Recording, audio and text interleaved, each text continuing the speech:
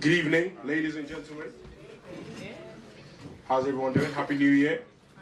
Merry Christmas. Happy birthday and all of that. So, I'm Bam Bam the poet. And I do apologize for not sending. Been a bit busy and stuff, you know. But yes, I have two pieces for you today. First of all, can I just get a few clicks around the room just so everyone is paying attention? Can I get some clicks? Yeah? We good? Right, thank you. This first piece that I have is just a brief overview. While I was in Nigeria, I worked in a bank as a lawyer, and I was there for a bit, and I met this young lady. She's gorgeous, beautiful woman. Then I really liked her, so I decided to ask her out, and she said to me, no word of a lie, she said that I did not have what it took to be a boyfriend. So I was like, all right, cool. So I asked her, like, you know, what do you mean by that? She goes, basically, I wasn't really getting paid much back then. I was working in a bank, you know, being a lawyer in a bank. Everyone thinks it's a great job. It really isn't. It's shit. But she goes, I didn't have, you know, the high earning, you know, I wasn't getting paid much. I didn't have a car. I had my own house and stuff, but, you know, I just didn't have the means of transport. And you need transport in Nigeria and stuff like that. So, yeah, basically, that's what she said. So I was like, all right, cool then. So she went with the guys who had these things, you know, they were slightly older, you know these oil barons and stuff like that, and the guys raking the money, he's 30-something, raking in cash and all that kind of stuff. And she went with the guys who had these things, and he treated her like crap because he had these things, you know. He had the whole cake, she was just the cherry on top. And if he eat a cherry, that can be replaced, right? All right then, so she used to come to me anyway whenever he treated her wrong and stuff like that, and she'd be like, oh my God, he bought me these shoes, and you know, he didn't even ask if I looked nice to them. He just gave them to me like, yeah, take, and all that kind of stuff. And I was like, well, what do you expect, innit? He's got the money. He's like, that's what you went for, you know, that's what you get, you know what I'm saying? So anyway, she kept complaining at me and, you know, just generally venting, and I got annoyed with her, so I told her to get lost and leave me alone. So, but yeah, anyway, this is an ode to her and to anybody else who has ever been in a similar situation. All right. It's called the friend zone. Okay, I got friend zone. All right. Cool. You guys ready? Clicks, please. All right. They say that hell hath no fury than a woman scorned, and we have been burned way too often just by standing on the sidelines watching love get shattered to bits like mosaic pieces scattered across that sleeve she once wore her heart on. If you look close enough, you can see the cracks and glue stains patterned across that steely demeanor. Desperate attempts to cover that pain up.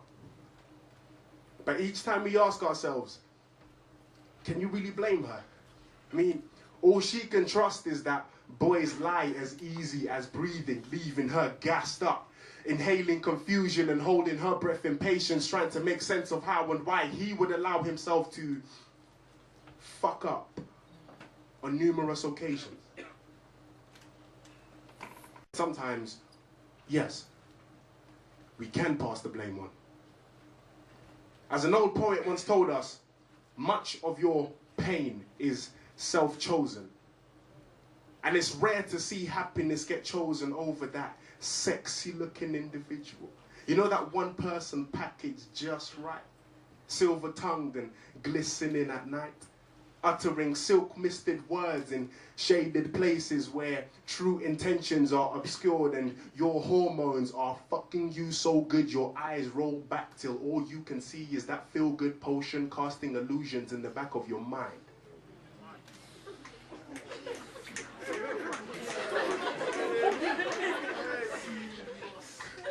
Instead of the truth in front of your face. You see, lust is blinded.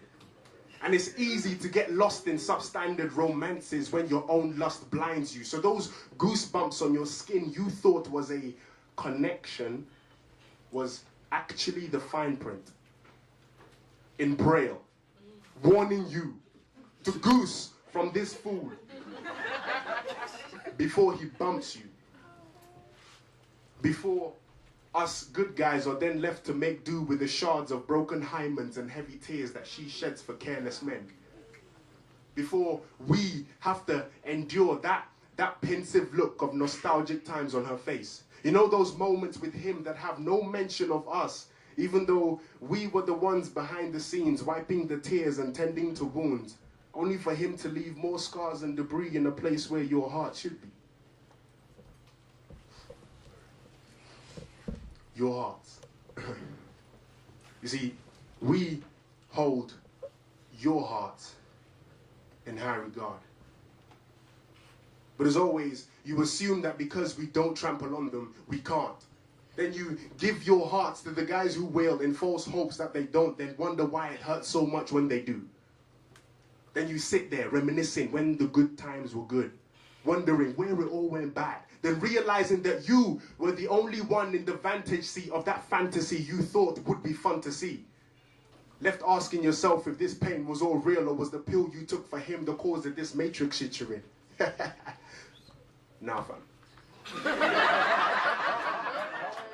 It's fucking happening.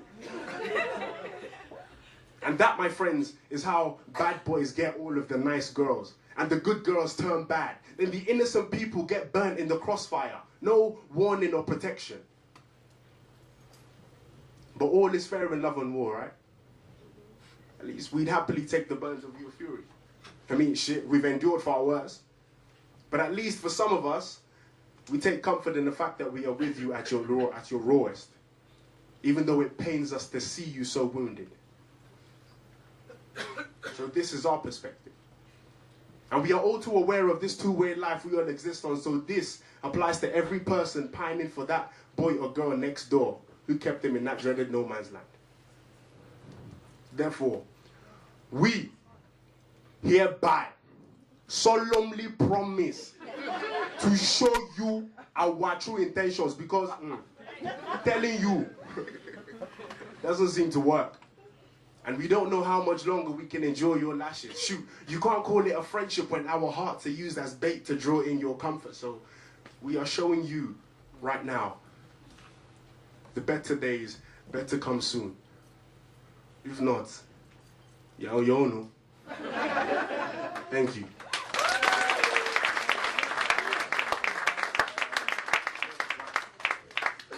Hope you're enjoying that. This next one, just a brief overview of this one. There are 4 females in my life. I call them my 4 loves. I'm not like that, you know what I'm saying? But they're my 4 loves, and each of them speak to a different aspect of myself. So, which is why I love them so much. But they all have one defining trait. They all have the same, which is when they meet, people, or when they, if they fall in love with someone, like they fall hard and they love with everything. So it's not a joke. Like it's something. Wait, let me tell you a story. One of them broke up. I think she was going out with this guy for about 8 years or something like that. The guy, I don't know what his problem was, but he screwed up, right? And he just didn't even care anymore. And this girl, I thought she was going to die. So I looked it up. There's actually a condition. People can actually die from heartbreak. So there's actually a condition. And I think, she went to the doctors and everything. She was having like chest pains and all that kind of stuff. You know what I mean? Like she was passing out. I was very worried for her. So, I wrote this piece anyway. This is in respect to the 4 loves of my life. And it's called When the Trees Rain. So, you guys ready? You guys listening yet? Yeah?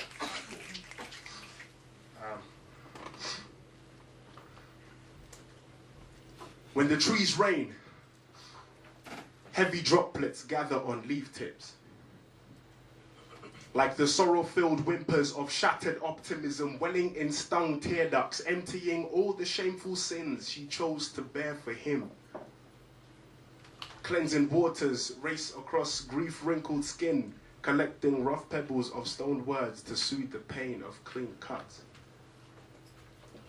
You see, when she needed him, he left her right there and then till she bled tears from the painful cut to the vein she grew for him. Confusion became a reality and stained the forethought. What was taken for granted? her lust for true love, or was he simply love lost? Either way, she paid the full cost, and broken leaves split the weight of gathered rain. Now she's fully hurt in more than a few ways. And as pain rains down in maddening multiples, storms brew in between convulsions of staggered screams, riding on turbulent winds to empathy's ear. But there is no sympathy here. Just unrepentant pleas and desperate cries querying answers, because logic knows no home here, where hurt lies as deep as hell's lowest caverns, encasing bodies riddled with broken promise, and a mind fed on words that once seemed so full of passion but now ring hollow with indifference. Lonesome thoughts escape trembling lips and echo off walls to keep her company, because misery loves company. So misery scrapes shapes in her face like pumpkin pits in Halloween, and rest in her lungs like hallowed prayers breathe themselves into existence. And thus the demons are born, birthed in the midst of this chaos. Witness tides of emotions turn fireworks displays into full-blown infernos and bank on the brink of her once serene shoreline, turning beach sands into razor-edged, tear-stained glass shards, stabbing at every inch of hope her soul's carried beneath that barefooted skin. The pain her breaking heart shrieks curdles blood as deep as kin. So her relations with this man drew something thicker than what was obviously seen. You see, she grew into him, and he to her, like root shifting earth to make room for a fruit-bearing tree. You see, she loved him. She loved him. Sorry, excuse me.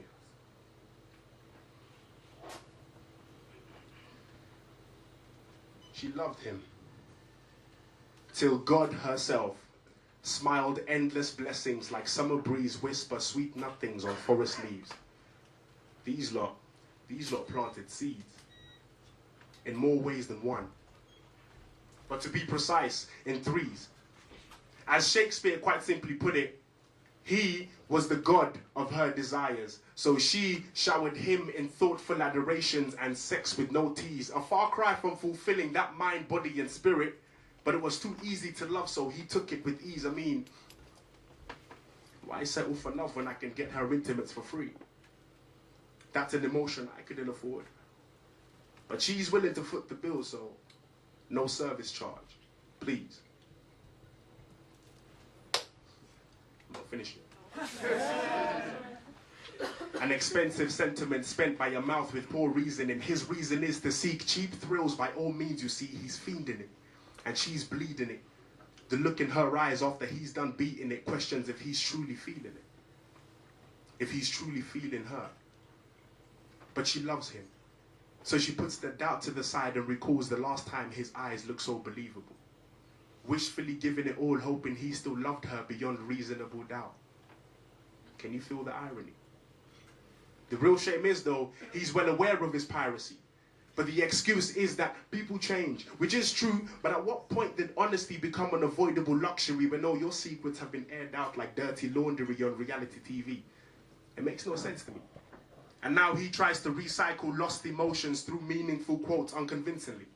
Lies through his bare teeth until his naked shame disappears and he sees deluded truth. I still love you, B. People change, you know.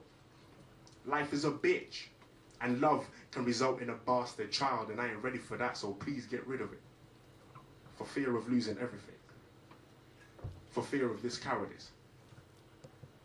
And she had nothing but her life to put up as collateral. And that would undoubtedly take its toll on anybody, especially when family's involved. So maybe she's not heartbroken over him as once thought, but rather at her own bad investments and the purity that she lost through the sin she bore for him. Khalil Gibran spoke to her through his pages saying, "Your pain is the breaking of the shell that encloses your understanding." So that means the strength of your agonies will weaken your ignorance and deepen the untold capacities you hold for love. So maybe that's why the trees rain. To soothe the pain of cleaner cuts and to love itself again after the hurricanes pass. Maybe that's why. Thank you.